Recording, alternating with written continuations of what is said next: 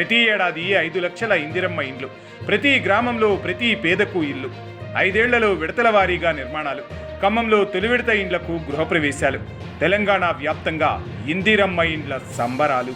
ప్రజాప్రభుత్వం సంక్షేమ రాజ్య నిర్మాణం కోసం మంత్రి పొంగులేటి శ్రీనివాసరెడ్డి పడుతున్న శ్రమతో ఖమ్మం జిల్లాను నెంబర్ 1గా తీర్చిదిద్దుతున్నారు. ఖమ్మం జిల్లాను అన్ని రంగాలలో అభివృద్ధి చేయాలన్నదే లక్ష్యంగా ఆయన ముందుకు సాగుతున్నారు. అందులో భాగంగా ఆయన వేసుకున్న ప్రణాళికలను అమలు చేస్తూ ఉన్నారు. ప్రజాప్రభుత్వాన్ని ప్రజలకు మరింత చేరువ చేస్తున్నారు. అటు మంత్రిగా, రాష్ట్రాభివృద్ధి, జిల్లా నాయకుడిగా, ప్రజాప్రతినిధిగా ఖమ్మం జిల్లాను అన్ని రంగాలలో ప్రగతిలో దూసుకుపోయేలా చేస్తున్నారు.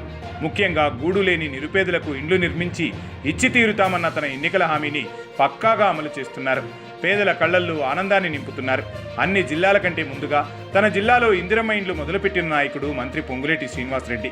అంతే వేగంగా తన జిల్లాలో ఇందిరమ్మ ఇండ్లను పూర్తి చేస్తున్నారు.